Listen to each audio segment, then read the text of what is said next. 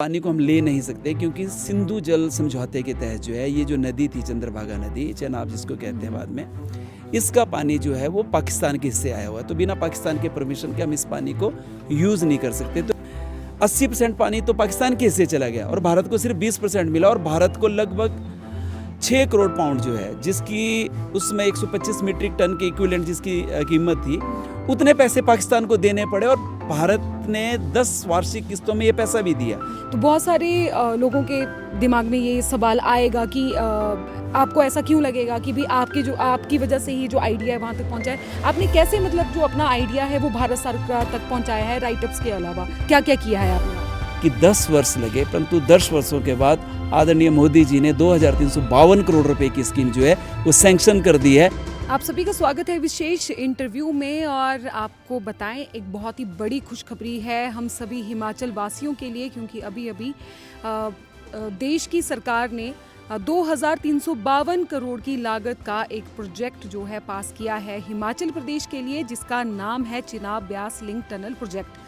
और आपको बता दें, इस प्रोजेक्ट के तहत जो चंद्रा नदी का पानी है उसको टनल के थ्रू डाला जाएगा ब्यास नदी में। और ये जो प्रोजेक्ट है, इस प्रोजेक्ट की वजह से बिजली की बात की जाए, सिंचाई की बात की जाए या पूरे भारत की बात की जाए तो फ़ायदा ही फ़ायदा है।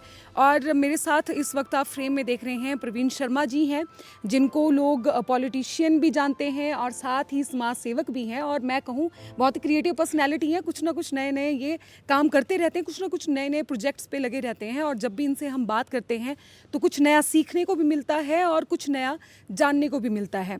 तो अभी आज सर हमारे साथ इसलिए हैं क्योंकि हिमाचल को जो ये इतना बड़ा प्रोजेक्ट मिला है करोड़ों की लागत का, उसके पीछे प्रवीण शर्मा जी की ही सोच है, ये इनके ही सपने का नतीजा है। सर, सबसे पहले तो आपको ही शुभकामनाएं देना चाहूँगी और धन्यवाद करना चाहूँगी, आपने हमें समय दिया। सबसे पहले तो पोल स्टार के सभी दर्शकों को नमस्कार।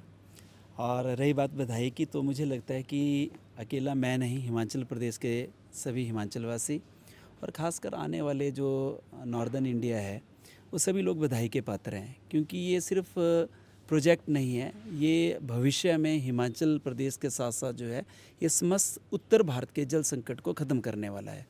तो मेरे लिए ये बहुत छोटा सा प्रोजेक्ट नहीं है, मुझे लगता है ये एक तरह से भारत की आत्मा साबित होने वाला है ये प्रोजेक्ट। बिल्कुल।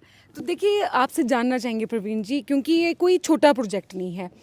मुझे नहीं लगता कि किसी के दिमाग में ऐसा कुछ कभी आइडिया आएगा कि भी चंद्रा नदी का जो पानी है उसको टनल के थ्रू ब्यास में मिलाया जाएगा और आगे की समस्याएं जो ख़त्म हो जाएंगी। तो शुरू से शुरू करते हैं, जानना चाहेंगे कि आपके दिमाग में ये आइडिया आया कहाँ से? बेसिकली वर्ष 2013 में जब मैं भारतीय जनता पार्टी का प्रदेश सचिव बना और प्रदेश का मीडिया प्रभारी बना, तो जो प्रभारी होने के नाते मुझे लाहौल स्पीति ज़िला दिया गया। तो उस दौरान मेरे बहुत सारे दौरे लाहौल स्पीति के हुए और तब तो टनल भी नहीं थी, तो हम लोगों को रोहतांग दर्रा क्रॉस करके दूसरी तरफ को जाना पड़ता था। थोड़ा मुश्किल होता था क्योंकि कई बार जब टूरिज़्म का समय होता था तब 4-4 घंटे की वो भी लगती थी। तो वो समय था जब मैंने लाहौल स्पीति को बहुत अच्छे से देखा। उसी टाइम जो है पंजाब में भी एक घटना घटी जहाँ पे जो नहर थी SYL, उसको पंजाब के पॉलिटिशियन से उसको पूरी तरह से पाट दिया कि हरियाणा को हम बिल्कुल भी पानी नहीं देंगे। उसी समय मेरे दिमाग में जब मैंने उसको पूरे उसको पढ़ा कि आखिरकार वो पानी क्यों नहीं देना चाहते हैं, तो उनकी पंजाब वालों की प्रॉब्लम भी समझ आ रही थी। उनके पास पानी ही नहीं है तो अपने हिस्से का पानी वो आखिरकार हरियाणा को क्यों देंगे। तब दिमाग में ये धीरे धीरे आया कि आखिरकार इतनी बड़ी प्रॉब्लम है, अगर भविष्य में इस प्रॉब्लम को सॉल्व करना हो तो क्या हो सकता है। शायद मेरी खुशकिस्मती थी कि मुझे लाहौल का प्रभार मिला। तो जब मैं लाहौल जाना शुरू हुआ तो इस चीज़ का मुझे एहसास हुआ कि एक तरफ को मनाली और दूसरी तरफ को जो है वो जब लाहौल है, तो लाहौल के साथ में चंद्रा नदी बहती है जो आगे जाके तांदी के पास भागा के साथ मिलके चंद्रभागा बन जाती है। अगर हम उस नदी के पानी को ब्यास या रावी में डाल देते हैं, क्योंकि पहले से ब्यास में BBMP का इंफ्रास्ट्रक्चर है, तो ऐसे कंडीशन में हम लोग बिजली का उत्पादन तो कर ही लेंगे, परंतु पंजाब और हरियाणा को भी हम पानी दे पाएंगे। तो ये मेरे दिमाग में हमेशा चला रहता था कि अगर हम इसको करें। और इन सब चीज़ों को लेके मैंने थोड़ा अध्ययन करना भी शुरू किया।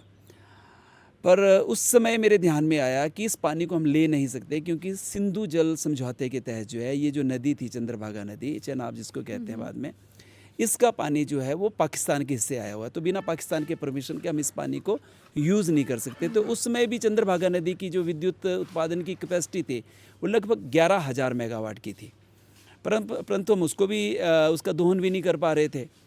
तो तभी मेरे दिमाग में आया कि अगर फिर मैंने उस सिंधु जल समझौते को पढ़ा, तब वहाँ पे मैंने जब ध्यान से पढ़ा तो मेरे ध्यान में था कि लगभग 17% पानी हम लोग यूज़ कर सकते हैं।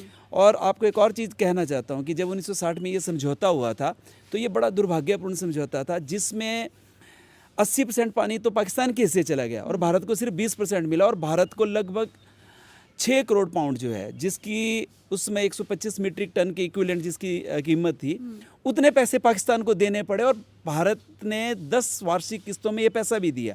अगर आज उस पैसे को देखा जाए, सोने के हिसाब से देखा जाए, 2 लाख करोड़ रुपए से ज़्यादा बनता है। और अगर पैसों के हिसाब से देखा जाए तो लगभग 8,000 करोड़ रुपए की रकम थी। तब ये था कि किसी भी तरह से ये समझौता टूट जाए तो हम उस पानी को यूज़ कर सकते हैं।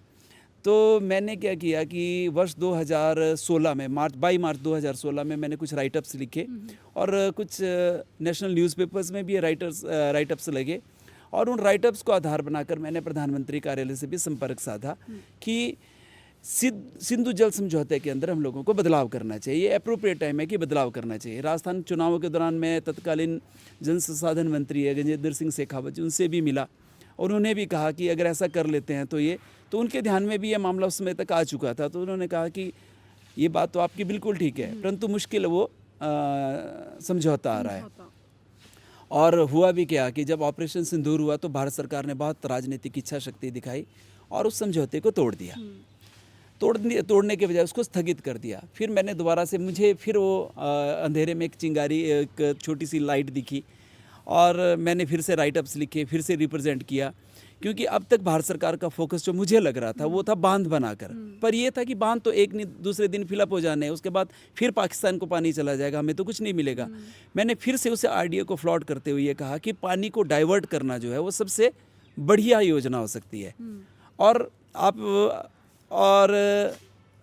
मैंने वो जो 2016 का जो हम लोगों का मेन जो मैंने योजना बताई थी, उस योजना के तहत मैंने ये भी कहा था कि छतड़ू और कोकसर के बीच से हम लोग पानी को अगर डाइवर्ट कर सकते हैं, अगर हम ब्यास में डालेंगे तो लगभग 3 से 4 हज़ार मेगावाट की बिजली प्रोड्यूस होगी। और सबसे बड़ी बात है कि जो भाखड़ा का और सलापड़ में है वो पूर्ण क्षमता के साथ बिजली का दोहन कर पाएंगे, पोंग भी अपनी पूर्ण क्षमता के साथ काम करेगा। सबसे बढ़िया राजस्थान को पानी मिलेगा, हरियाणा को पानी मिलेगा, पंजाब को पानी मिलेगा। अगर हम SYL को दोबारा से जीवित कर देते हैं तो हम लोगों को दिल्ली को भी स्वच्छ पानी मिलेगा। तो इन सारी चीज़ों को लेकर फिर से मैंने रिप्रेजेंटेशन दी। पर आज मेरे लिए सबसे बड़ी बात, खुशी की बात है कि 10 वर्ष लगे, परंतु 10 वर्षों के बाद आदरणीय मोदी जी ने 2,352 करोड़ रुपए की स्कीम जो है वो सैंक्शन कर दी है। और सबसे बड़ी बात इस स्कीम की है, ये टाइम बाउंड स्कीम है। अगले 3 वर्षों के अंदर इस स्कीम के ऊपर जो है ये पानी यहाँ तक पहुँच जाएगा। तो देखिए, मतलब इस प्रोजेक्ट के पीछे से सर ने बताया कि 2016 से लगे हुए थे और ऑलमोस्ट सर 10 सालों के बाद अब जाके ये जो प्रोजेक्ट है ये हिमाचल को मिला हुआ है और आपका एक सपना मैं कहूँगी कि साकार हुआ है। तो सर फिर अभी देखिए, जैसे आपने बताया कि आपने बहुत सारे राइटअप्स लिखे और उसके बाद कहीं जाकर वहाँ तक बात पहुँची होगी, तो बहुत सारे लोगों के दिमाग में ये सवाल आएगा कि आपको ऐसा क्यों लगेगा कि भी आपकी वजह से ही जो आइडिया है वहाँ तक पहुँचा है। आपने कैसे, मतलब जो अपना आइडिया है वो भारत सरकार तक पहुँचाया है, राइटअप्स के अलावा क्या क्या किया है आपने? और देखो, इसमें मैं आदरणीय प्रोफेसर प्रेम कुमार धूमल जी जो उस समय तत्कालीन नेता प्रतिपक्ष थे और पूर्व मुख्यमंत्री भी रहे हैं हिमाचल प्रदेश के, जब ये पहली बार मेरा राइटअप छपा तो वो बहुत खुश हुए। उन्होंने दूसरे दिन सुबह मुझे फ़ोन किया कि प्रवीण, ये बहुत शानदार आइडिया है। तो वो उन्होंने भी ये कहा कि अगर मेरी कोई हेल्प हो सकती है तो बताओ। तो मैंने तो उस समय उनसे यही कहा कि किसी तरह से भारत सरकार के पास पहुंच जाए। तो उन्होंने मेरी बहुत सहायता की उस समय। और वो निश्चित रूप से अगर वो सहायता करेंगे तो भारत सरकार तक पहुंचेगी चीज़। मैं फिर कहता हूं कि मैं ये नहीं कह रहा हूं कि मेरा आइडिया और उस आइडिया की वजह से बना।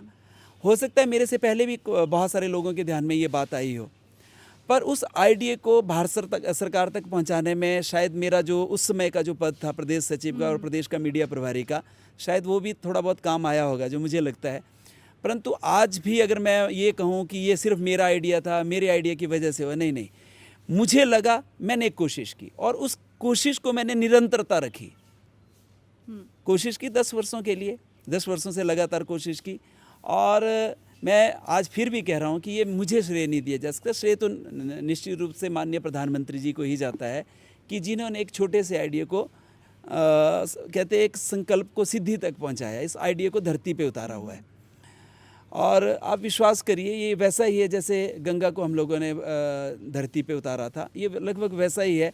इसकी अहमियत आज नहीं लोगों को समझ आएगी, आज से 10 वर्षों के पास समझ आएगी, जब सच में जल संकट खड़ा होगा तब ये चंद्रा नदी का पानी हम लोगों के लिए वरदान की तरह आएगा। अब बात आती है कि क्या श्रेय, नहीं, राजनीति में जब हम सामाजिक जीवन के अंदर होते हैं तो हम लोगों को, हम किसी उद्देश्य के साथ काम करते हैं। मैं तो शुरू से कहता हूँ कि एक एमएलए बनना या एक एमपी बनने से ज़्यादा महत्वपूर्ण है हम समाज के काम आ सके। तो मुझे तो ये लगता है कि मेरा 19 वर्षों का जो सामाजिक जीवन है वो सार्थक हो गया कि कहीं ना कहीं मैं इस मिट्टी के काम तो आया, इस प्रदेश के काम तो आया, मेरी सोच जो है इस प्रदेश के काम आई है और मेरी सोच जो है वो इस देश के काम आ रही है। तो मेरे लिए तो यही सबसे बड़ी संतोष की बात है। अब इसको चाहे कोई इम्प्लीमेंट करता है, इसका श्रेय किसी को भी जाता है, परंतु एक नागरिक होने के नाते जो मेरा उद्देश्य था, जो मेरी सार्थकता थी, वो सिद्ध हो गई। अच्छा सर, देखिए अभी इतना बड़ा प्रोजेक्ट है, अभी ये कुछ एक लोगों के सवाल हैं जो मतलब इस प्रोजेक्ट को सुनने के बाद उनके दिमाग में आते हैं, क्योंकि उनके दिमाग में सवाल आते हैं बरसात के हिसाब से कि जब बरसात के समय पर देखिए अब ब्यास का बहुत रौद्र रूप होता है। चाहे आप मनाली में जब हम देखते हैं तो मनाली से लेकर मंडी तक अब जो हिमाचल में बरसात हो रही है, तो उनका ये कहना है कि अगर जो ये चंद्रा नदी का जो पानी है इसको ब्यास नदी में अगर मिलाया जाएगा तो वैसे ही बरसात के दौरान ब्यास नदी को कंट्रोल करना बहुत मुश्किल होता है। तो उस समय कैसे हैंडल किया जाएगा उसको? देखिए, जो चंद्रभागा नदी है उसके अंदर जो पानी बह रहा है वो लगभग 17,000 क्यूसेक से लेके 35,000 क्यूसेक में है, और जो ब्यास में पानी बहता है वो 1100 से 1200 क्यूसेक में है। इसमें कोई दो राय नहीं। जब बरसात के 4-5 दिन ऐसे भी होते हैं जब ये पानी अथाह मतलब एक जल प्रवाह के रूप में बहता है। जहाँ से ये टनल मोड़ी जा रही है वहाँ पे 19 मीटर का बैराज प्रस्तावित है। बैराज का मतलब है कि वो अपनी मर्जी से पानी को कंट्रोल कर सकते हैं कि कितना पानी छोड़ना है।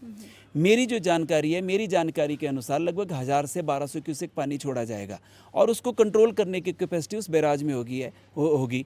बरसात के दिनों के अंदर जब पानी ब्यास में होगा तो निश्चित है कि कोई भी सरकार उसको नहीं छोड़ेगी। वो क्यों छोड़ेगी? पानी को तभी यूज़ में लाया जाएगा जब वो यहाँ पर पानी नहीं होगा। जैसे आजकल गर्मियों में हमारी ब्यास जो है वो नाले के रूप में परिवर्तित हो चुकी होती है। और दूसरा, मैं सबको ये कहना चाहता हूँ कि मान लीजिए 1200 से 1500 क्यूसेक पानी हम लोग डाइवर्ट भी करते हैं और उस पानी को ब्यास में डालते हैं तो निश्चित रूप से मानिए ब्यास 1.5 से 2 फीट से ऊपर जो उसका जलस्तर नहीं बढ़ने वाला है। लोगों की आशंकाएँ हो सकती है, पर 1200 क्यूसेक के साथ हार्डली 1.5 से 2 फीट जो है पानी बढ़ेगा। हाँ, उसमें निरंतरता रहेगी, उसकी वजह से पानी आता रहेगा, परंतु ब्यास को और ब्यास के किनारे रहने वाले लोगों को कोई नुकसान नहीं पहुंचेगा। तो मतलब यानी कि देखा जाए तो इस प्रोजेक्ट के फायदे ही फायदे हैं, ना सिर्फ हिमाचल को बल्कि पूरे भारत में आपने फायदे गिना दिए हैं सर। राजस्थान जैसी जगह को भी आप, जहाँ पे मतलब ड्राई स्टेट है, जहाँ पे रेगिस्तान, पानी की कमी, तो मतलब इस प्रोजेक्ट की वजह से हम राजस्थान को भी हरा भरा देख सकते हैं। मैं विश्वास के साथ कह सकता हूँ इस देश का सबसे महत्वपूर्ण प्रोजेक्ट साबित होने वाला है। इसके जो लाभ हैं वो भारत धीरे धीरे देखेगा। 3 वर्षों के पश्चात तो सबसे पहला लाभ हम लोग 4000 मेगावाट बिजली, और आप ही सोचिए कि हिमाचल प्रदेश ने आज़ादी के पास सिर्फ 10,500 मेगावाट बिजली प्रोड्यूस की है। सिर्फ एक प्रोजेक्ट से लगभग 4000 मेगावाट बिजली मिलेगी। तो हिमाचल प्रदेश आत्मनिर्भरता की तरफ को कहाँ जाएगा? पर्यटन की दृष्टि से हम लोग देखें तो अगर जब हमारे भाखड़ा और जो है पोंग डैम गर्मियों में पूरी तरह से फिल होंगे तो नेचुरली पर्यटन बढ़ेगा। मछुआरों की आजीविका सुनिश्चित हो जाएगी। पानी पूरी तरह से होगा तो सलापड़ से लेके पोंग डैम और भाखड़ा बांध अपनी पूर्ण कैपेसिटी के साथ काम करेंगे। सिंचाई के लिए खूब सारा जल मिलेगा। तो एक परियोजना से अगर इतने लाभ हों तो मुझे लगता है कि ये तो जीवनदायी प्रोजेक्ट है। और मैं तो ये कहता हूँ ये 36 महीने, 3 साल नहीं, ये सिर्फ 2 सालों में पूरा हो जाए तो हम सब लोगों को शायद इससे बड़ा उपहार केंद्र सरकार की तरफ से नहीं हो सकता है। तो मतलब हिमाचल जो है आत्मनिर्भरता की तरफ बढ़ने को अग्रसर मैं कह सकती हूँ इस प्रोजेक्ट से अब हो गया है। और हम चाहते हैं कि हिमाचल और ज़्यादा आत्मनिर्भर बने और यहाँ पर नए नए जो रोज़गार के जो सोर्स हैं वो भी खुलने चाहिए।